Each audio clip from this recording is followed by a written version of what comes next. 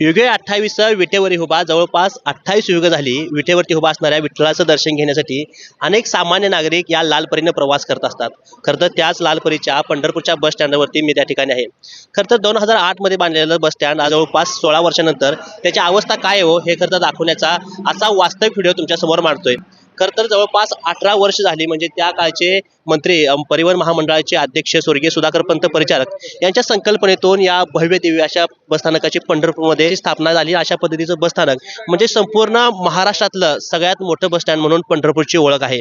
परंतु त्या बसस्थानकाची आता सध्याला अवस्था काय हो हे खरं ते दाखवण्याचं चित्र आजच्या तुमच्यासमोर मांडतोय. खरं तर तुम्ही जर या बाजूला बघितलं त्या बाजूला एखाद्या आलिशान बंगल्याला लाजवेल असं शौचालय त्या बाजूला बांधलेलं असून तरी सुद्धा लोक अशाच पद्धतीनं स्टँडवरती उघड्यावरती खरं तर लघुशंका या ठिकाणी करतात. खरं तर स्टँडमध्ये अजून वेगळ्या अवस्था वेगळी चित्र तुम्हाला त्या माध्यमातून बघणारच आहोत. पण तत्पूर्वी या संपूर्ण स्टँडची परिस्थिती आपल्यासमोर मांडण्यासाठी स्वतः या पंढरपूरमध्ये चळवळीमध्ये असणारे आपल्या फेसबुकच्या माध्यमातून पंढरपूरमधले प्रश्न आपल्या लोकांसमोर इथल्या अधिकाऱ्यांसमोर मांडणारे ॲडव्होकेट बागल साहेब आपल्यासोबत आहेत. बागल साहेब, खरं तर अतिशय पंढरपुरातलं भव्य दिव्य असणारं आराध्य दैवत विठ्ठल त्यांचं दर्शन घेण्यासाठी अनेक नागरिक आणि सामान्य लोक यासाठी येत असतात.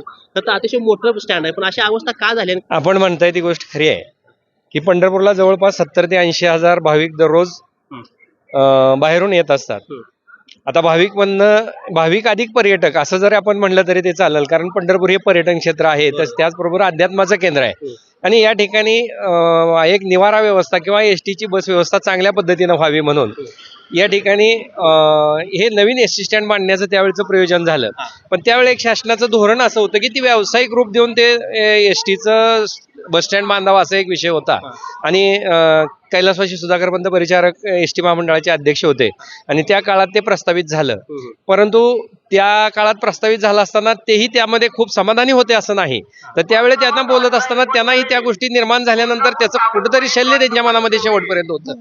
परंतु त्यामध्ये ते काही बदल करू शकले नाहीत, कारण काळानुसार घडलेली गोष्ट असेल. कारण काम करत असताना काही गोष्टी ह्या घडतात. तशीच ही घटना एक घडली की व्यावसायिक विचार करून, गाळ्याचा विचार करून हे एसटी स्टँड झालं. खरं तरी प्रवासी विचार करून जर एसटी स्टँड झालं असतं तर आजचं दुर्भिक्ष झालं नसतं. ही वस्तुस्थिती आहे. कारण आज जर आपण बघितलं तर दुपारी 12 वाजता तुम्ही पाहताय तर आता 12-1 वाजता एसटी स्टँडच्या आतल्या बाजूला ऊन जातंय. मग निवारा शेड कशासाठी? मग लोकांना उन्हात जर बसावं लागत असेल तर मग त्या निवारा शेडचा काय उपयोग आहे, त्या एसटी स्टँडचा काय उपयोग आहे, अशी परिस्थिती निर्माण झाली. सांगतो की पंढरपूरचं बस स्टँड म्हणजे आमच्या सगळ्यात महाराष्ट्रात सगळ्यात मोठं खरे. दुर्गंधी हे तर कोण टेंडर नाही का, कोण घेत नाही का, म्हणजे काय प्रकार नेमकं? नाही, ह्याचं स्वच्छतेचं टेंडर एसटीनं दिलेलं आहे. पण स्वच्छतेचं टेंडर स्वच्छता असतीच कधी आणि स्वच्छतेची टेंडरची माणसं येतात कधी, ह्या खरा संशोधनाचा विषय आहे. कारण एक गोष्ट आहे, कधीतरी अधिकारी येतात, कधीतरी येतात. खरं तरी ही डेपो मॅनेजरची जबाबदारी आहे दररोजच्या दररोज एसटीची स्वच्छता करून घेणं किंवा त्या ठिकाणी थांबून करून घेणं. पण कधी ही एसटीचे डेपो मॅनेजर किंवा आगार व्यवस्थापक आणि डेपो मॅनेजर ह्या दोन्ही गोष्टी वेगळ्या वेगळ्या आहेत. कारण आगार व्यवस्थापक हा फक्त एसटीच्या डेपोच्या म्हणजे या निवारा शेडच्या अंतर्गतची व्यवस्था पाहतो आणि डेपो मॅनेजर ह्या गाड्याचं सगळं व्यवस्था पाहत असताना एवढा माणसाची नेमणूक असताना या ठिकाणी ह्या गोष्टीकडे दुर्लक्ष केलं जातं. माझं तर स्वतःचं म्हणणं असं आहे की ते बहुतांशी मॅनेज असावेत, कारण त्यांच्याकडे जर एवढं मोठं पाहिलं जात नसेल. कारण आगार व्यवस्थापक किंवा डेपो मॅनेजर किंवा इथले TI असतील किंवा ATS असतील, हे फक्त कंडक्टर ड्रायव्हरवरच तक्रार करणे किंवा त्यांचे रिपोर्ट लिहिण्यासाठीच मशगूल किंवा इंटरेस्टेड असतात. पण सर्वसामान्यांना सेवा देण्यासाठी ते कधीच नाहीत. कारण एक गोष्ट आहे की इथून एक एसटीचा JR आहे की प्रवासी वाहतूक शोधा आणि त्या ठिकाणी एसटी पाठवा.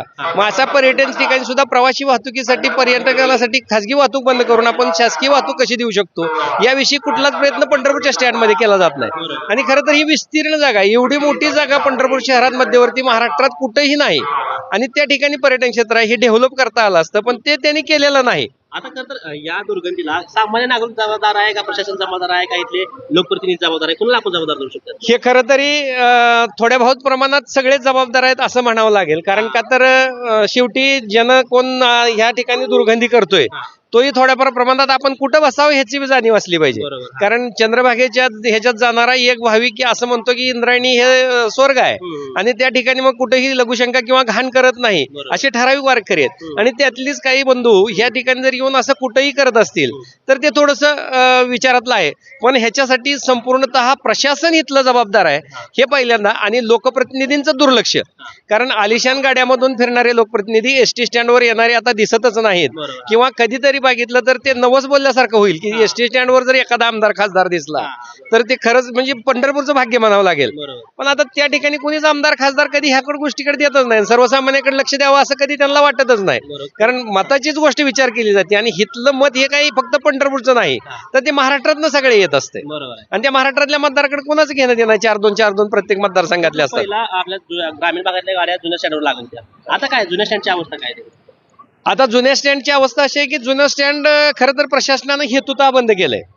त्यापूर्वीचे आमदार भारत भालके कैलासवासी यांनी त्याच्यासाठीचा प्रयत्न केला, पूर्वी बंद करण्याचा घाट घातला होता. आमदारांच्या लक्षात आणल्यानंतर त्यांनी ते परत चालू ठेवलं होतं, पण त्यांच्या निधनानंतर ते परत गेलं आणि परत अधिकाऱ्यांनी इथल्या एक गोष्ट केली की तिथं इलेक्ट्रिकल गाड्याचं पार्किंग करायचं आणि वर्कशॉप करायचं ह्या भूमिकेनं ते एसटी स्टँड बंद केलं आणि दोन्ही एकत्रीकरण केलं. खरं तर ती एकत्रीकरण करताना फक्त एकच गोष्ट बघितली की अधिकाऱ्याची सोय, म्हणजे इथल्या TI ची ATS ची सोय, ही सगळे एका ठिकाणी फक्त आपल्याला काम करायला तिथं जी 2 माणसं अडकून राहत होती त्यांना तेवढीच माणसं आहे ती 7च माणसं पंढरपूरच्या ATS TR आणि व्यवस्थापक आणि मॅनेजर याच्यामध्ये फक्त ह्यांना काम नको, मोकळं फिरायला पाहिजे एवढीच गोष्ट करून त्यांनी ती एसटी स्टँड बंद केलं, नवीन एसटी स्टँड मध्ये आणलं की तिथं गर्दी केली, म्हणजे प्रवाशांची बी गर्दी केली आणि हाल बी केलेत. आता याच्यामध्ये जर आपल्याला बघितलं तरी एक बाजू आहे की ज्या बाजूला आज दुर्गंधी येते, म्हणजे प्रवासी शेडच्या पश्चिम बाजूला जे दुर्गंधी येते, रेल्वे स्टेशनच्या रेल्वे लाईनच्या बाजूला जे गटार आहे ते गटार जर कुठं बंदिस्त करून त्या गटारीवर जर ग्रामीण मधली जर एसटीचं पार्किंग शेड केलं तर ही बऱ्यापैकी दुर्गंधी ही बंद होणार आहे. आलिशानपैकी चांगल्यापैकी बांधलेलं जे संडास किंवा व्यवस्थापन केलेलं आहे ते त्या व्यवस्थापन वापरता येईल. पण अशा पद्धतीची सोय करण्याचं ह्यांच्या डोक्यात काय येत नाही हे माहित नाही. परंतु एकच गोष्ट आहे की ह्याच्यासाठी कुणीही विचारत नाही आणि कुणी विचारत नाही म्हणून ह्यांचं काही चाललेलं आहे. फक्त एकच गोष्ट आहे की या ठिकाणी पगार कधी मिळेल, काम कधी मिळेल, संपल, मी कधी मोकळा राहीन, आणि मग या गोष्टीनं प्रवासी हित येणारा जो आहे ह्याच्याविषयीचा कधीच विचार केला जात नाही. तर प्रवाशाचा विचार खरं तर केला पाहिजे. आणि सगळ्यात महत्वाची जो की ह्याला संवेदना ही लोकप्रतिनिधींची असायला हवी. की जसं मी मगा म्हणलं की बाबा भारतनाना असतील किंवा परिचारक असतील की परिचारकांनी स्वतः एसटी स्टँड तयार केलं, पण तो त्यांच्याकडे बाबा मालक असं का म्हणल्यानंतर ते बेचैन असायचे किंवा एकदा दोनदा त्यांनी खाजगीत बेचैनता त्यांची बोलून दाखवली की बाबा मी निर्माण केलं पण थोडंसं काहीतरी चुकलंय. आणि गरज गोष्ट आहे की कोण चुकलाय म्हणून त्याच्याविषयी नाव ठेवण्यात अर्थ नाही, ज्यानं केलं ते केलंच. खरं तर तुम्ही ज्या पद्धतीनं फेसबुकवरती पोस्ट टाकली स्टँड बद्दल, अशा अनेकांनी पोस्ट टाकले त्याच्याबद्दल, अनेकांनी तक्रारी सुद्धा नोंदवल्या त्या, तर ती गोष्ट आगार प्रमुखांच्या पण लक्षात येत असेल, आली असेल, इथल्या लोकप्रतिनिधीच्या लक्षात आले असेल, काय करत नाही त्याच्यावरती, काय इच्छा नाही त्यांची, कशासाठी करत असते?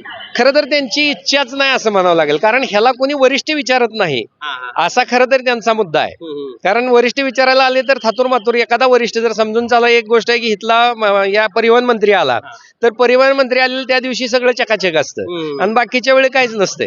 तर मग ह्यांना कोणी विचारतच नाही, कारण प्रवासी हिथं येणारा प्रवासी हा काय स्थानिक फक्त आहे असं नाही, सगळा बाहेरचा प्रवासी आहे. आणि तो येणार किती, अर्ध्या तासासाठी एसटी मिळेल इथपर्यंत, पण त्याच्यानंतर तो कधी नसतोच. त्यामुळे तक्रारीचा प्रश्न येत नाही, तक्रारीचा प्रश्न येत नाही म्हणल्यावर मोकळंच ह्यांचं. की घरी जाऊन झोपायला ड्युटीवर असताना सुद्धा हे मोकळे, इथपर्यंतची ह्यांची अवस्था आहे. आणि मग हे फेसबुकवर आलं काय, सार्वजनिक ठिकाणी आलं काय, लोक आपल्याला विचारत नाहीत, एवढीच बाजू ह्यांच्याकडे आहे. आणि ह्यांची आजपर्यंत जरी सगळं रेकॉर्ड काढून बघितलं तर एक गोष्ट आहे की मी एक तुम्हाला उदाहरण म्हणून सांगायला गोष्ट हरकत नाही की आम्ही एक हेतुता म्हणून गाडी की परंडा तालुक्यातील सोनारी पश्चिम महाराष्ट्रातल्या बऱ्याच लोकांचं कुलदैवत आहे, त्या ठिकाणी चालू केली होती. आणि ती चालू केल्यानंतर 2 वर्ष गाडी चालवण्याचा आम्ही आटोकाट प्रयत्न केला. खरं तर ती गाडी चालली की आज त्या गाडीचं अलोकेशन 50 ते 55 रुपये किलोमीटरनं पडत होतं, की जी महाराष्ट्रातले 1 नंबरचं अलोकेशन होतं. जाणारे 55 सीट भरले जायचे, येणारे 55 सीट भरले जायचे, आणि तिथून स्थानिक म्हणजे जाणाराच प्रवासी येणारा पण असायचा, त्यामुळे डबल प्रवासी मिळायचे. पण केवळ एक की हिथल्या TIच्या एका हेतुता भूमिकेनं की आपण काहीतरी कंडक्टर वाचवतोय किंवा ड्रायव्हर वाचवतोय अशा भूमिकेनं ती एसटी ह्यांनी बंद पाडली. मग असा शोध बी करायचा नाही, जे मिळतंय ती घ्यायचं बी नाही. एसटीकडे प्रवासी नाहीत असं म्हणायचं, घाण एसट्या द्यायच्या, स्वच्छता द्यायची नाही, आणि मोनोपॉलीत पगार मिळाला पाहिजे एवढं मात्र म्हणायचं. त्याच्यासाठी मात्र मग आंदोलन करायची. पण सामान्यांसाठी सेवा कोण देणार? बरोबर. आणि मग एसटीला जर खरं तर एक आहे की टप्पा वाहतुकीची एकमेव एकाधिकारशाही एसटीची आहे आणि मग तरी सुद्धा दिलं जात नाही. ह्याच्यामध्ये आणखीन एक गोष्ट आहे की प्रायव्हेट वाहतुकीला ह्यांचेच काही लागेबांधे पण आहेत की अगदीच एसटी स्टँडच्या समोर प्रायव्हेटच्या टुरिझम ट्रॅव्हल्स लागतात. मग हे कशामुळे लागतात? जर टीआयला त्याचे अधिकार आहेत, व्यवस्थापकाला त्याचे तिथं गुन्हा दाखल करण्याचे अधिकार आहेत, पण तो केलाच नाही. गेल्या 2-3 वर्षातले 4 वर्षातला एकही गुन्हा नाही.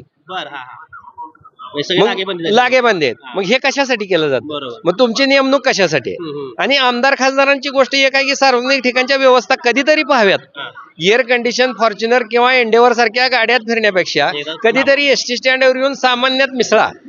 कुठेतरी एखादी सभा घेणं किंवा कुठे हे असणं ही गोष्ट बरोबरच आहे, पण त्याचबरोबर लोकमतामध्ये असलं पाहिजे. त्या ठिकाणी या पंढरपूरच्या फक्त मी एवढंच आवाहन करेन की पंढरपूरची फक्त जबाबदारी नाही तर महाराष्ट्रातले जे 288 आमदार खासदार आहेत त्यांनी कधीही पांडुरंगाला आल्यानंतर फक्त व्हीआयपी दर्शन पास घेऊन दर्शन घेऊन येण्यापेक्षा पंढरपूरच्या एसटी स्टँडवर आणि पंढरपूरच्या रेल्वे स्टेशनवर नक्की त्यांनी जावं. का तर त्यांचेही कोण मतदार हित येत आहेत, त्यांनी ह्या गोष्टीचा विचार केला पाहिजे आणि हे विधानसभेत पडसाद आले पाहिजेत. बरोबर. कारण त्याशिवाय हे कुठेतरी सरळ होणार नाही. तर अतिशय महत्वाचं म्हणजे जबाबदार कोणाला धरायचं, कारण सगळेच या ठिकाणी लागेबंदी दिसतात. तर तुम्ही सांगितल्याप्रमाणे ज्या पद्धतीने ट्रॅव्हल्स या भागामध्ये उभे राहतात, खरं तर महत्वाचा मुद्दा होता इथली दुर्गंधी असेल किंवा इथली अस्वच्छता असेल, त्याला जबाबदार त्या ठिकाणी कोणाला धरलं पाहिजे.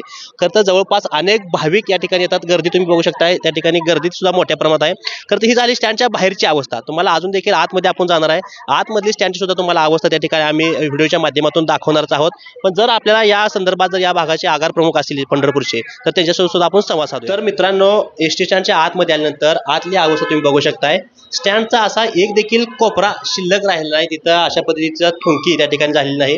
खरं तर जिथं थुंकू नका म्हणून असं स्पष्ट लिहिलंय तिथं सुद्धा अशा पद्धतीचं लाल रंग तुम्हाला चढलेला दिसतोय. खरं तर आतमध्ये आल्यानंतर आपण पाण्याची अवस्था बघितली. खरं तर पिण्याचं पाणी येते, पण त्या ठिकाणी सुद्धा कचरा आहे मोठ्या प्रमाणात. खरं तर माश्या त्या ठिकाणी आहेत, गटर सुद्धा त्या ठिकाणी उघड्यावरती त्या ठिकाणी बघायला मिळते. खरं तर संपूर्ण बऱ्याच ठिकाणी पाणी देखील साठलेलं आहे. स्टँडचा बऱ्याच परिसर तुम्ही संपूर्ण जरी फिरून बघितला तर प्रत्येक ठिकाणी प्रत्येक जिन्यावरती अशा पद्धतीचं त्या ठिकाणी थुंकलेलं सुद्धा तुम्हाला त्या ठिकाणी दिसतं. या कचरा त्या ठिकाणी असाच त्या ठिकाणी बघायला मिळतोय. खरं तर ही परिस्थिती बदलणार आहे कधी? खरं तर हे कधी स्वच्छ करतील का, हाच खरं तर प्रश्न या ठिकाणी उपस्थित होतोय. खरं तर एवढे कर्मचारी स्वच्छतेसाठी असताना, एवढं मोठं टेंडर ह्या स्वच्छतेचं सुद्धा असताना सुद्धा अशा पद्धतीचं दुर्गंधी या स्टँडवरची असल्यामुळे ही खरं तर दुरावस्था आपल्या पंढरपूरची आहे.